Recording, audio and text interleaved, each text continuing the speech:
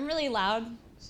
The people who have been in my classes before already know that. So if I get too loud, you're not going to hurt my feelings. Be like, take it down a notch. I wanted to kind of let you guys know ahead of time. I put a ton of stuff in here, like a lot of stuff. So I'm going to do my best to get through everything. So if for any reason I start talking faster as it goes on, that's why. It's because I know that I'm trying to get through as much stuff as possible. So one of the things I wanted to talk to you guys about today was how to convert more, actually how to create more opportunities, and then how to convert those as customers. I think that's something that we forget about a lot is we're really interested in trying to create as many opportunities as possible, but we do a really bad job closing them. So I'm going to talk to you guys a little bit about kind of the basics that you guys are going to be getting deeper sessions about from other speakers throughout this week, and then talk to you about my passion, which is process and tactics. So with that being said, I always start every session that I ever do with some of my favorite current industry standards, so in those studies. So the first one is, of course, that 86% of automotive shoppers go online to search for a car. I don't think that surprises anyone. A lot of times people are like, that seems kind of low. And I go, well, I'm from Kentucky, and there's some people from Kentucky in this room. So how many of you guys have ever been to Pikeville? And if you're not, have you heard of Pikeville, Kentucky?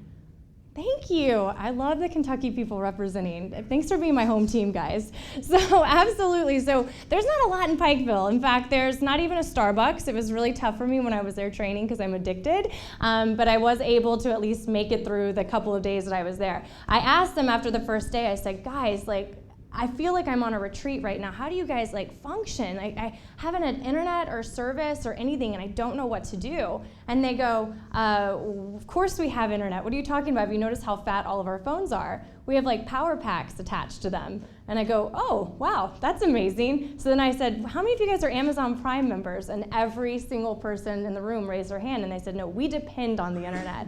So when you start thinking about, that's everyone, right? It's people who are grandfathers and grandmothers that are on there, and people who are very active on social media. And so we have to be aware that it's not just millennials anymore. There's everybody starting out online. So time spent shopping for a car online. I found this interesting. Of course, that 2% right there, that is actually shopping with print. And so I thought that was funny because I don't get a lot of mailers anymore, but when I do, they go straight to the recycling. The 3%, though, that was actually talking with others. And I found that fascinating because that used to be all of our business. And they're still talking to each other, but any guesses where they're all talking? Yeah, Facebook, social media, online. So they're talking a lot. They're just expanding their network, right? They're speaking to a lot more people. That 59% is obviously their time spent online. That 15% is actually shopping and going to different stores, and then that 21%, that's actually the time that they're spent at the dealership. So actually at the dealership. I think you guys can probably guess that they'd prefer to not even have that 15% there, because even though on average they're going to two different dealerships and taking two different test drives, they really just want to go to one. So we sell a lot of cars to those customers. The customers that come into our showroom floor and they pass out and they go, I don't care what you sell me, just don't make me go to another store. It happens all the time. So the problem is we end up losing as many of those customers as we end up selling them. So we have to do a really good job figuring out how we actually capitalize on these numbers. And obviously all buyers are spending on average about 14.44 hours for the entire process. So they're also using multiple screens. So 46% use multiple devices. So something to kind of keep in mind as you guys are going to do these different sessions: is your website adaptive? Is it responsive? Is it easy to view for your customers? Because considering that 14% only use their phone, probably kind of important to make sure it works really well when they're there. I thought this was interesting that 83% were still using their desktop or laptop, because I only use my phone unless I'm running a presentation, like right now. So I find it very interesting that that's still such a large percentage, but it makes sense because a lot of people are probably submitting leads when they're at work. So we need to kind of keep in mind all of those numbers and making sure that no matter what, it's just an easy experience on any of those devices. So decisiveness, 66% did not know their preferred make and model at the start. Does that surprise anyone? Anyone? What about this number? 86% did not know their preferred make. Does that surprise anyone? Okay, so I've only lived in 2 places my entire life, Kentucky and Detroit. So Shannon, I'm going to call on you since you're right in the front row. You said it was okay. So obviously the Detroit market's an interesting place, and that's probably not so realistic for there all the time. But what I will tell you is that I grew up in a family that sold cars, and they sold one brand, so as you can imagine, everyone drove that brand. They were very brand loyal, right? So when we lived in Detroit, everyone drove a Ford, a General Motors product, or they drove a Chrysler product. And so probably if we could ask anybody, they would be pretty die-hard loyalists. It's just not the same anymore. And also because people aren't necessarily buying because of the make as they're buying now because of different features or safety or something that they really value. And to be honest, every single brand makes a pretty good car. I was at a Porsche store the other day and they said, oh my God, I got one of those Kia Sorentos the other day as my rental and I couldn't believe it was a Kia. And I said, I know, it's crazy, right? And he said, it's kind of scary. That means that they've all got nice cars now. We got to do a better job. And I said, you're right, we do. So it's pretty impressive to see that number and to also understand that most of our follow-up is very automated and it's very geared towards asking the same 2 or 3 questions. And so if 86% don't even know what their make is in the beginning, that means the competition is stiff. So we got to do a really good job personalizing our actual responses and making sure it's geared towards your customer because they're all going to be different. So preferred shopping sites, 74% used a third-party website in the process.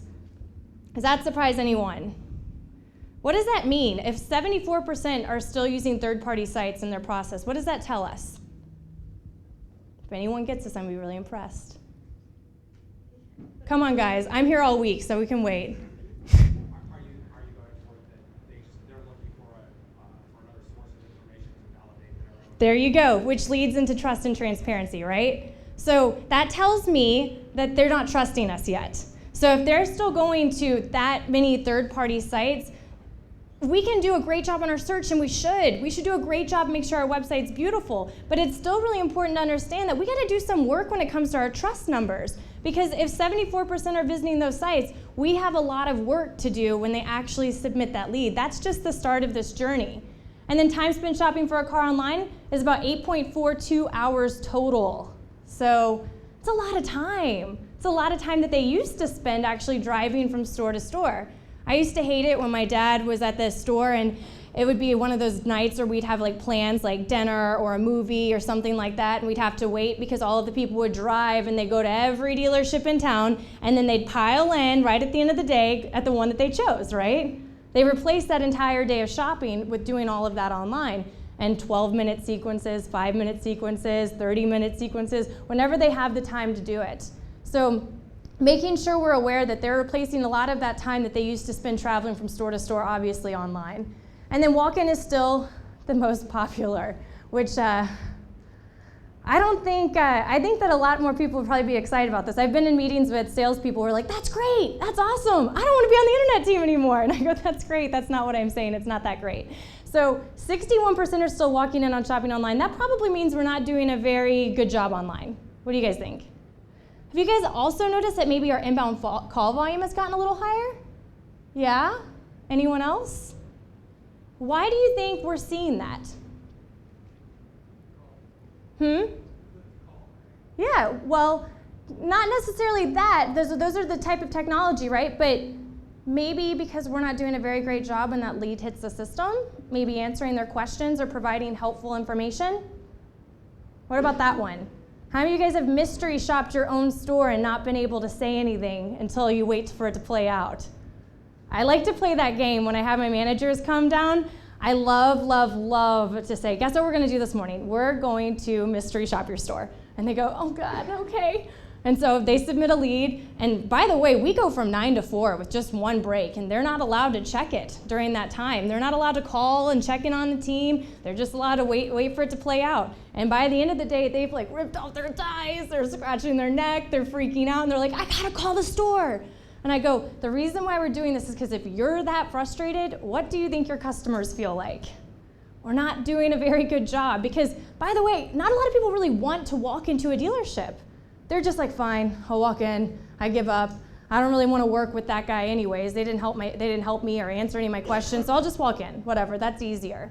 So what are they doing online? Well, 71% researching car pricing. That's not so surprising. I love it when we get mad at the consumer though and go, all customers care about is price. Well, let me ask you a question. What do every website that they go to promise them? Price, right? The OEM, our website most of the time, third-party websites. So if that's what they're seeing everywhere they go, wouldn't you care about it too? So yeah, they're researching car pricing. And then 68% is actually finding the actual vehicle listed for sale. 64% comparing different models. 63% is finding out what their current car is worth, which I find that we do the worst job with is trades. The two worst things we do at trades is number one, sending them a link to fill out a form that they will probably never fill out, and if they do, they won't get back to you. Or number two, saying, we're gonna need to see that car before I can talk to you about it, right? See it all the time, yet that's what 63% of our customers are up to. Also, if you don't have a trade evaluation tool on your website, hint, hint, hint, obviously that's something that they're looking to do.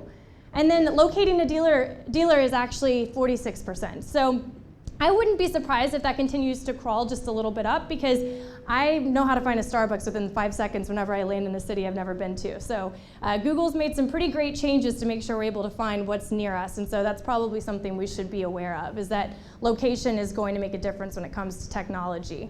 So we know that online shoppers don't just click in. We know sometimes they call us, but most of the time they wait for us. And the reason why I'm talking to you guys about this is because it's something I'm really passionate about, is because I say this all the time, we tend to be a little late to the game. We tend to be catching on to things after everybody's moved on to the next thing. And I thought this was hilarious. I was just saying this not too long ago. I said, how great of a salesperson is Uber? How awesome is Uber?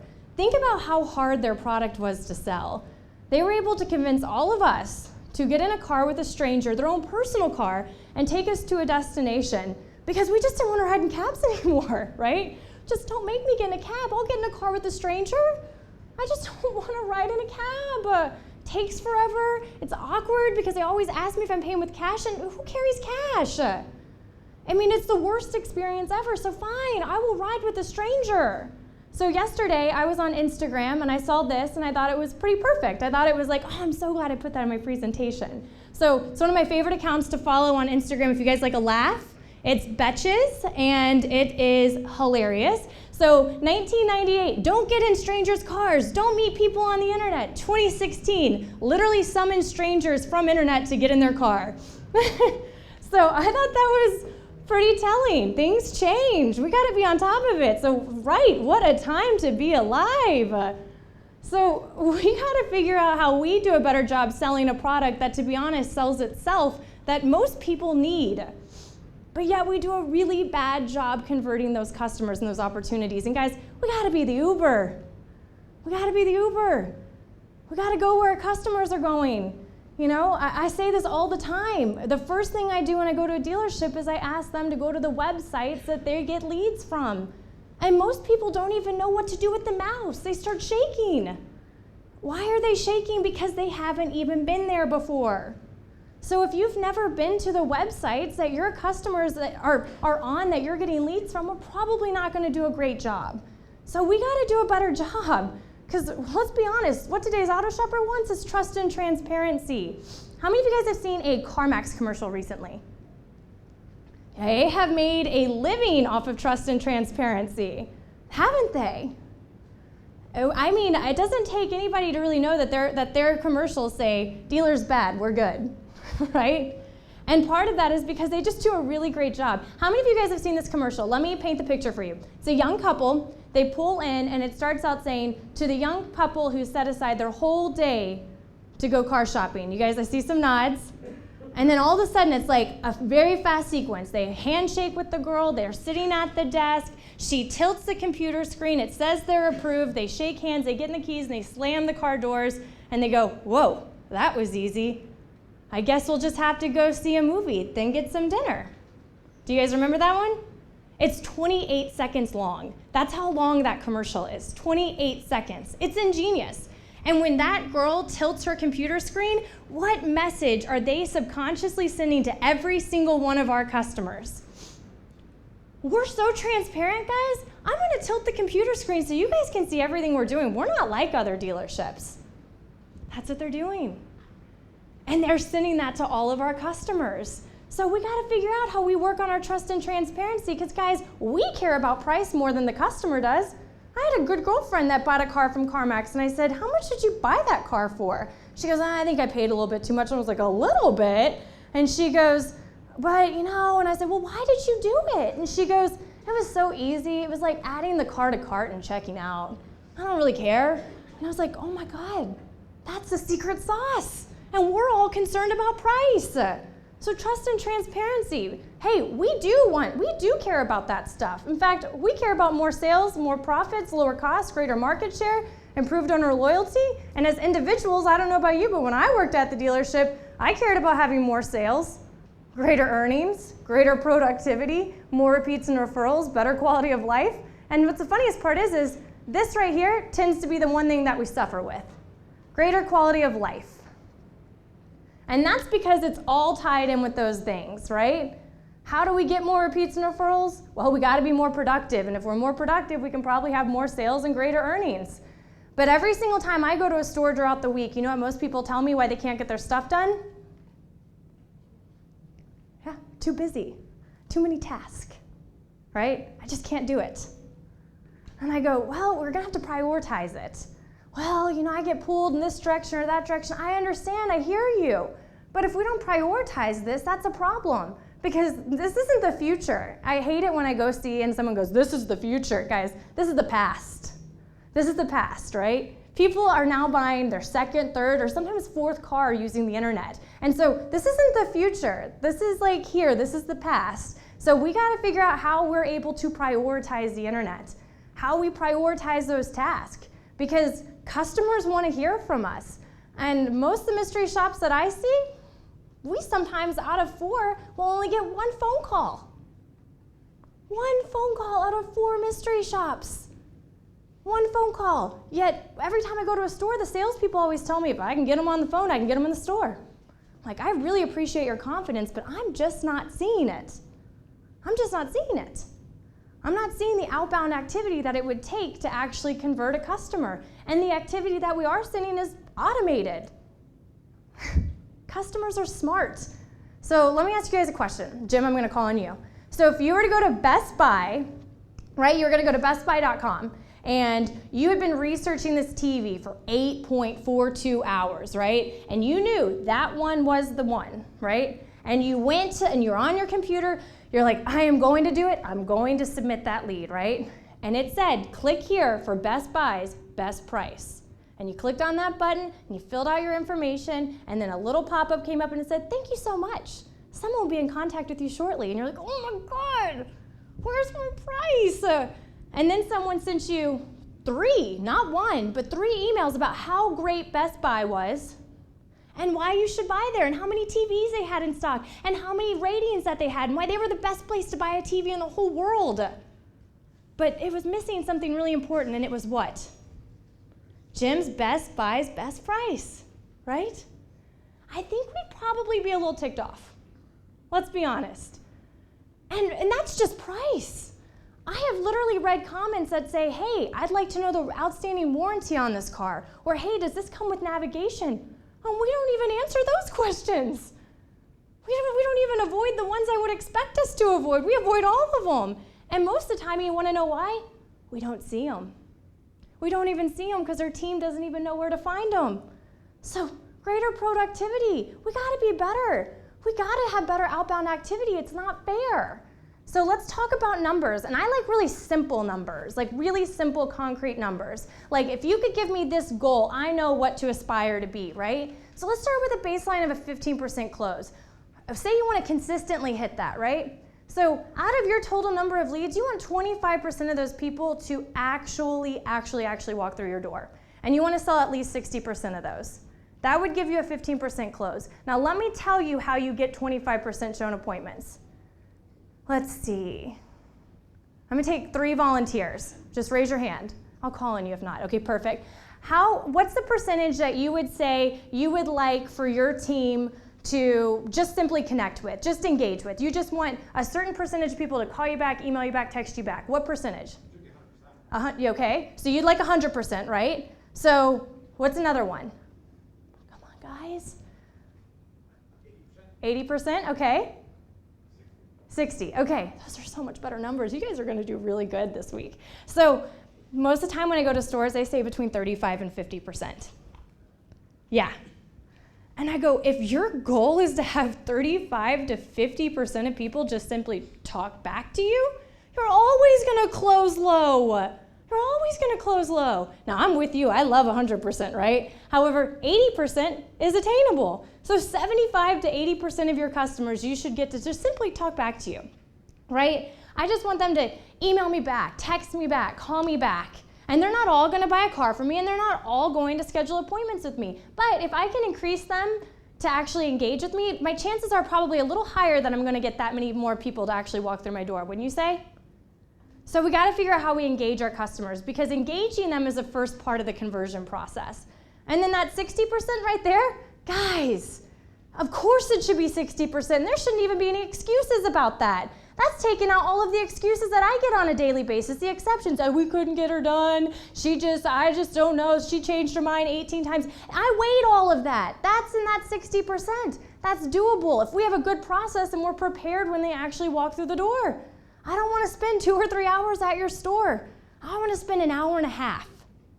I want to spend an hour and a half. I'm your consumer, so we got to figure out how we do a better job cleaning up those processes, because we always want that to be at least a 60. So what about the phone? It's a little higher. I want 35% of those people to actually walk through the door. Why?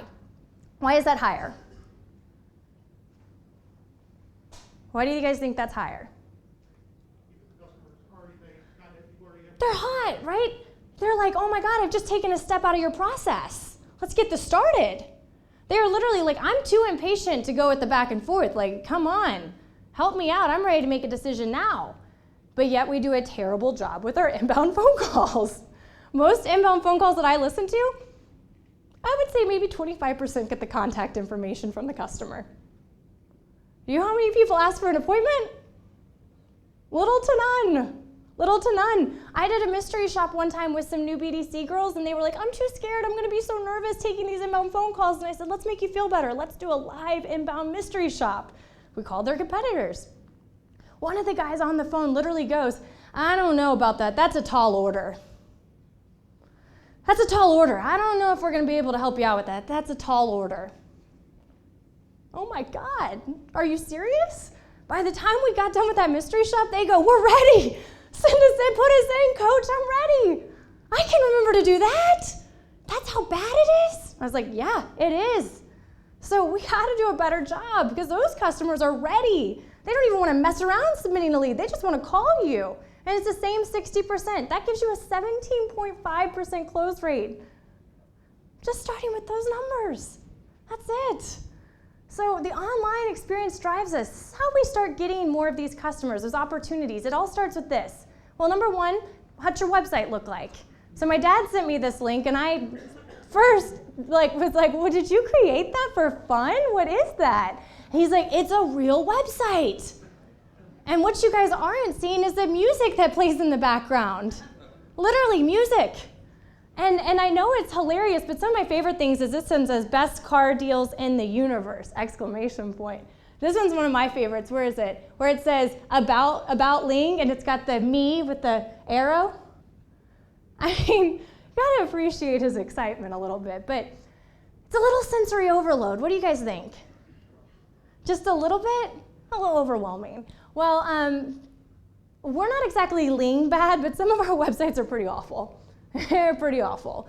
They're real messy. It's hard to even find information, or it's hard to even figure out which button I'm supposed to click on, or my goodness, sometimes they have like 14 different options for buttons for me to click on. So we just heard from Google. Why do you think Google is so successful? How many of you guys go to Yahoo or MSN or AOL.com and you want to search for something?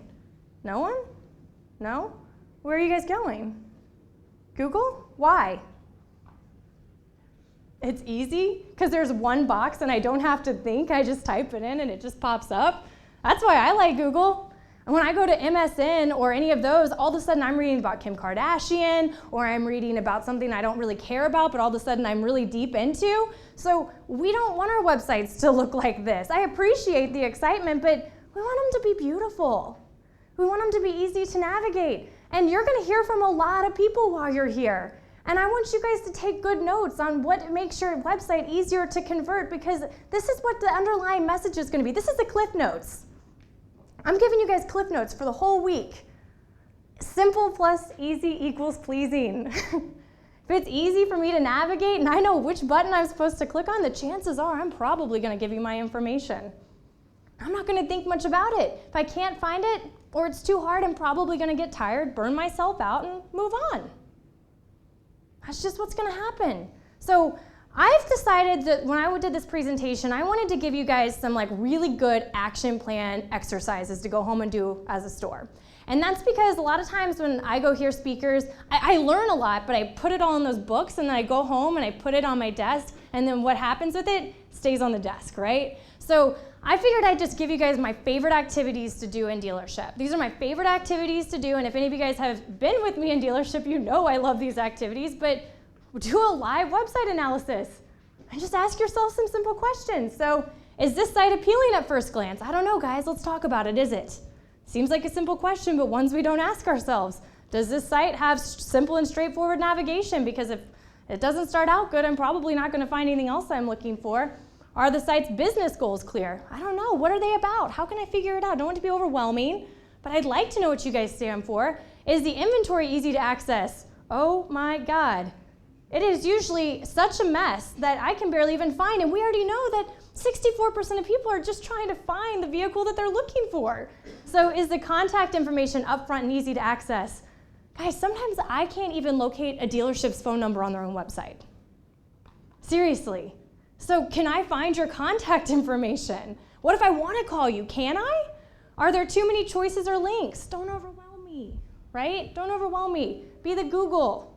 I don't want to be overwhelmed. I just want to be able to find what I'm looking for easy and fall into giving you my contact info.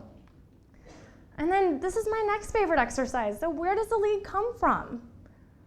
I'm sure we've heard of a lot of these different websites, but there's probably a lot that we haven't heard of. Guess what? Your customers are there. They've heard of them. They go to them all the time. How many of you guys could raise your hand and say that your team understands what all of those different leads are? Not your team, the people who are working with your customers, the salespeople, your BDC teammates. Who? How many do you think? Not one? You guys are going to be really smart after this session, I'm just telling you right now. So yeah, where that lead comes from drives expectations. So we get a lot of those leads all the time if we don't pay for them. They come in the form of a manufacturer third-party lead. How many of you guys get those? How many of you guys complain about those? Yes. So let me give you guys another Cliff's Notes. Your customers are going to a plethora of those websites when they're coming in as a third-party lead from your manufacturer. And you know what I would say 99% of them have in common? They've all been promised the exact same thing. What do you think they've been promised? Price quote. Now, most of them come in very blanketed with the year, the make, and the model, correct? No trim level, no other information. But they are expecting you to reach out with what type of info? A price quote. So if we're sending them an email that says, thanks so much for reaching out, do you have any questions? The chances are we're probably not going to hear from them ever again. So if we don't have a dollar sign in there somewhere, or a starting range, or something mention of price, they're probably going to exit out so quickly that we're never going to hear from them ever again. And they fail fast, and I mean they give up on you fast. So we got to do a good job figuring that out. And then what about the ones that we do pay for? If you pay for those leads, why are you not taking your team to them? If they don't know how to navigate that website, do you really think they're going to know how to do a good job with your customer? You're going to have to set them up to do a good job. So the lead source drives expectations. Is this still available? I want your best price. Does it have navigation? Does it have a clean Carfax? There are so many of those questions that are asked on not just the conversion form, but also in comment sections, and we miss it all the time. We miss it all the time. I always ask people, so cars.com, what is the main conversion button on cars.com? Well, a lot of my customers have cars.com leads. No one ever gets this right. They always go price, price. Anyone want to tell me what the two pre-owned and new, the only button for a conversion form on cars.com is what? It's availability. So they're really, actually, if you work them properly, you can do a really good job. And we get to avoid our favorite thing to avoid, price, right? We don't want to talk about it anyways. I mean, it's already hard enough for me to convince you guys to do it with, the people who are being promised it. Those are people that don't even care about it. So like, we're avoiding that. So we got to do a better job. We got to read the comments. We got to know where they come from. Because when they're online, they're looking to deselect dealers. They are shopping, they are looking for different things, but at the end of the day, what they're really doing is, I don't know, you took too long to get back to me, You only sent me one email. You sent me an autoresponder and then you never wrote me back. You called me 2 times. That's what they're saying. You don't care about me. You never answered my questions. If I know that you don't care about me and I know can't trust you, the chances are I'm probably not going to buy a car from you. What do you guys think? Probably not going to buy a car from you, so I'm deselecting dealers. And here's the thing is, they're actually kind of hopeful. A lot of them really and truly hope that we're better than they expect. They do. They want us to be better. They're giving us chances. They hope that we're better. So we got to review our dealership experience, preparation and closing. Preparation, arrival, greeting, management, presentation, test drive, deal discussion, closing. How many of you guys can say that how many of you guys have a BDC? Let's start there. Okay. How many of you guys can say that the BDC clearly understands what happens to that customer when they walk through the door? Good. I'm so happy. Why is that important?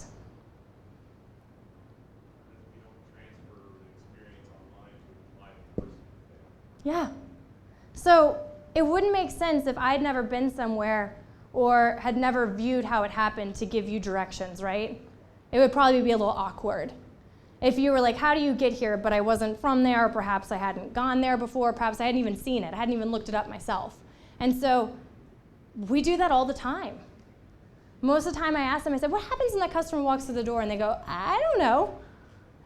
They meet with my manager and they don't like to leave good notes? I don't know. What happens? And it's no fault of their own. But we've really done a bad job dumbing down our BDCs. Because people are smart and they're craving attention. They're like, please, I want more knowledge. I want to know more. If I know more, I can help my customers better. Because guys, it's not as easy as going in there and saying, go get me some appointments. Should you go get me some appointments? I work with a lot of stores that they go, we just need more appointments. Go get me some appointments. And let me just tell you, as somebody who used to set appointments, you betcha, I'll go get you some appointments. They don't tend to show up very well, do they? So we're gonna have to do a better job actually making sure that we are empowering them to know what they're talking about. Otherwise, it's awkward. And I'm not talking about getting into the real detail. I'm talking about when I walk through the door, who greets me? Do I go on a test drive? When do I get any information or any questions that I have as far as financing goes? Who am I going to be transferred over to anyone else? What happens if I decide I don't want to do it? What happens? That's the stuff. That's it. That's all I'm looking for. Something along the lines of this. We have a special process here because we've actually studied the top frustrations for people when they're buying for a car. So we know your time's valuable. So before you arrive, I'm actually going to meet with my manager personally, and I'm going to have that car pulled up with your name on it. My manager is actually going to hand select a product specialist that specializes in the vehicle that you chose, so you know that you're with the right person. And here's the great thing is, then they're going to go on a fun test drive, and while they're on a test drive, they're going to take a look at your vehicle because it sounds wonderful, and I just know my manager is going to love it. And when you guys come back, they're going to answer any other remaining questions that you have, and here's the best part. If you like the vehicle and you like the deal, you can take it home with you, or no pressure. You can take the information home and think about it. Does that sound like a process that'll work for you? Does that sound like a process that'll work for you guys? What do you guys think? Do you know how much money that cost you? 0. It costs 0 money to implement a process like this. It's just about accountability. It's just about making sure you make things a habit. And it's about 66 times to replace a bad habit and create a new one. So it's going to take some time. It's going to take some training, some coaching, some development. But guys, this right here is a secret to a good conversion rate once they walk through your store. This right here is the key to converting them from a phone call to an in-dealership visit. because I just simply don't want to go to a car dealership because, to be honest, I'm scared of car dealers. And I didn't have a great experience in the past. And oh my gosh, if you can make it sound that easy and it's not a big deal, I'm probably going to go. I'm probably going to say yes. And did you notice, did I ask you for an appointment? Did I ask you guys for an appointment? Anyone remember? At the very end, I say all we need to do is pick out a time that's convenient for you. Do you guys see anything about an appointment? Why not? Huh? Yeah, how many of you guys like to go to the doctor's office? I don't like to go. I don't like to go for appointments. The only appointment I like to go to is my hair appointment. They're the only ones I can get away with it, I'm telling you. And I'm going to show up because they have mastered the confirmation. But no, in fact, when it comes to shopping for a car, that has become kind of a dirty word. Or test drive. Ugh. I don't want to go for a test drive with a perfect stranger. Not just a perfect stranger, but a car salesman? No, I definitely don't want to go for a test drive. What are you talking about? You're asking them if that sounds like a process that'll work for them. That's it. And what you're going to find is a lot of people just accidentally say, yeah, that sounds great. And then that's when you go, hey, sounds like all we have to do is pick a time that's convenient for you. Then you start the appointment process. But most of the time what I notice is we got really bad timing. We tend to ask for the appointment in the first couple seconds, right? We get on the phone, we ask them how their day's going, they ask us a question, and we go, that's a great question. When do you think you can come in for an appointment? Let me think about that. Never. And if I do set an appointment, I'm probably not going to show up because I just set an appointment to do what? Get off the phone with you, right? So we got to build value in it. We got to get excited. If we're not excited, then it's probably not a good chance that I'm going to show up. If I think I'm confused and I don't know where to go, I'm probably not going to show up. So we got to do a really great job. And you know how you confirm it? How many of you guys have somebody in your life that do a really great guilt trip just on accident? Come on. No one has anybody in their life that does a really good guilt trip? So my mom doesn't even mean to do it. She's just the best closer of all time. And I mean this, the best closer of all time. This is what she does. Jessica, I know that you've had a long week, and I know I looked at the calendar, and I think you're getting in late, and I know that we agreed to meet on Saturday, but if you're not going to be able to make it, I totally understand. If you want to get some sleep and relax, I totally understand. But if you do, I'm going to make pancakes, chocolate chip, your favorite, and I was thinking maybe we could go to Scout and just have just a fun laid back day. And oh, by the way, Grace Kelly just walked in, your little sister. That's their cat. And she says she misses you. So no big deal, no pressure, but just let me know if you're not going to show up. Do you know how many times I show up when my mom calls me? Every time. And not just because I want to, right? But because I've accidentally committed to it because she made it sound so darn good and easy. Right?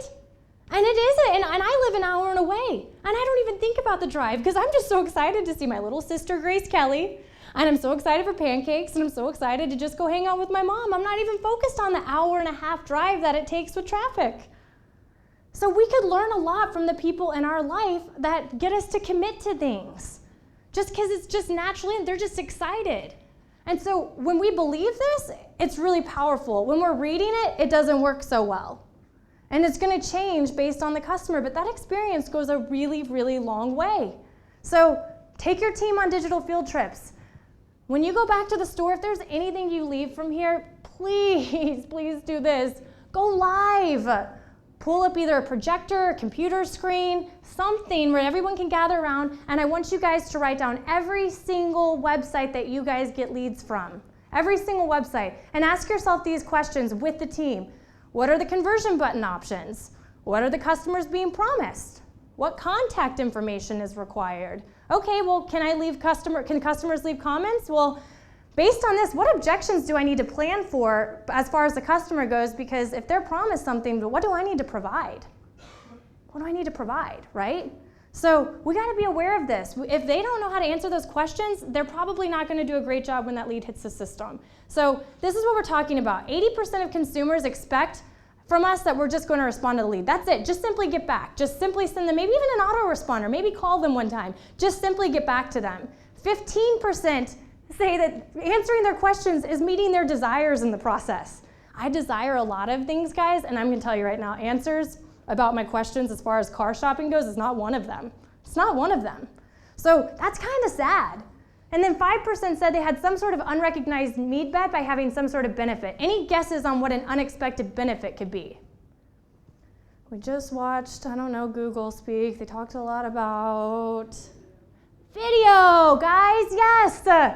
Maybe provide a personalized video. Guys, when I worked at the dealership, we had one of those flip cameras. You guys remember those? That was the only camera we had for the whole store. When I had to send videos to customers, it took a long time. And I still did it because people like to respond. So video motivates buyers. 61% of purchasers visited a dealership after viewing an auto video. And this is a simple, guys, this is what they're looking for. Quick response, answers to their questions, a price without a fight, a trade value, smart salesperson, and a quick and easy transaction. That's it. That is the secret sauce. If you guys can provide that, it's probably a pretty good chance that they're going to end up buying a car from you, okay? Stand out. Stand out. This is a real picture based off of somebody who came to one of my workshops, and he sold in the month of February this past year, 19 deliveries were posted on his Facebook in the month of February. And by the way, can you guys remind me, weren't there only 28 days in February? Oh, and he works at just a really small Honda dealership. Really small Honda dealership. He started out with that one little chalkboard. It's grown into that. When people get to the dealership, what do? They take out their phone and they do what? They take a picture, and where do they post that picture? And then what do? They buy that car. It's ingenious. It's ingenious. 100% of our opportunities come from our marketing, 100% of our results come from our process. So when that lead hits the system, get your team prepared. Read the lead within the first 2 minutes. Personalize a message in the next 5. Call first and then email. That's what you're looking for as far as getting in touch with your customer. And guys, go retro to go forward. Implement a day one board so you guys are active and your sales managers are a part of it. Who's the guest? What's the vehicle? Who's working with them? What's the status? What do we need to do next? And the sales managers walk in there and say, hey, do I need to get you pricing? I saw it on the board earlier. I got to get that to you, right? Because you have an email you got to send out later. It brings people a part of it and it makes them a part of the experience. And make sure that they know how to use your CRM. If they don't know how to use your CRM, guys, it's probably a problem. They don't know how to set a task, if they don't know how to leave notes, if they don't know how to read a lead, that's probably a huge problem in this. So a digital success guide. I'm going to give you guys some ideas on things that we use every single day with our customers. Prepare. It's all about preparation. What do I need to do? Well, first I need to sell the value of a reply. What's going to get me to engage? What's the fastest way to get me to engage? What can you do in an email? Question. On the phone, you can do the same thing, right? Ask me a question. If I'm in an email, the fastest way to convert me is tell me how long it's going to take and what I'm going to get in return if I get on the phone with you. That's all I'm looking for. Once I'm on the phone, sell the visit by describing that process, that experience. Then sell the car. Make it special. That's as simple as that. So that's the moment of validation. I know you care and I know I can trust you. So before you dial, ask yourself these simple things. How am I going to open the call? How do you plan to build rapport? How will you inspire the customer to a point? Will you provide price trade or payments? If you won't, you better tell them how to handle that objection, because guess what, guys? They're going to get those. And are they prepared for their objections? If not, I need to have a manager close by to ask questions. Before I hit send, let's talk about the basics.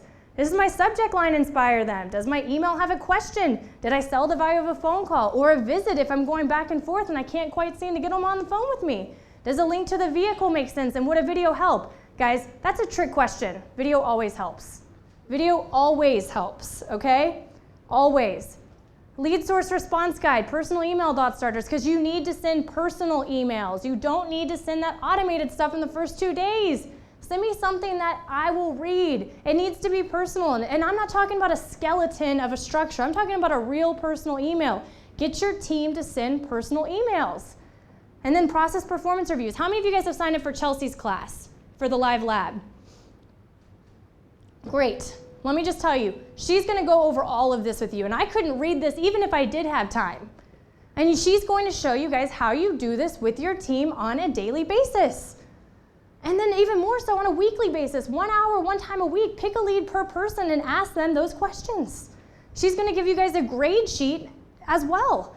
And if you didn't sign up for her lab, she'll be able to send you those. because it's all about preparation and it's all about going back after the fact and knowing what we could have done better. Otherwise, I'll keep making the same mistake over and over again. So key performance indicators. What do you guys need to look for on a daily basis? You always need to know your number of leads, your number of kept appointments, sold vehicles, gross average, and your close rate. If you don't know those, it's probably a bad sign. And then as far as your digital marketing goes, you're going to talk to a lot of cool people this week. You're going to be in a lot of great sessions, and you're probably going to want to buy everything. I understand how that goes. Take a deep breath and just make sure that you guys are doing a great job at home, also taking a look at your digital budgeting tools. You need to know where you're spending money and how much and what to buy and what's your bottom line? What's your bottom line? How do you get $5 back for every $1 that you spend? Well, you're going to have a really good process no matter what product you buy this week or in the future. So you need to be on top of that. So know what you should actually be budgeting. So I think I hit it literally right on time, so I'm pretty proud of myself. Maybe like 1 minute over, 2 minutes over, pretty good. So if you have questions, guys, this is my contact information. For those of you who I am your trainer, you know that I actually do. This is my personal cell phone. I get back to you. If you don't mind some excessive smileys that are in the form of a cat, I would suggest reaching out. It's a pretty good research tool, right? Or maybe the applause, I like that one too. Thanks, guys. They look smarter.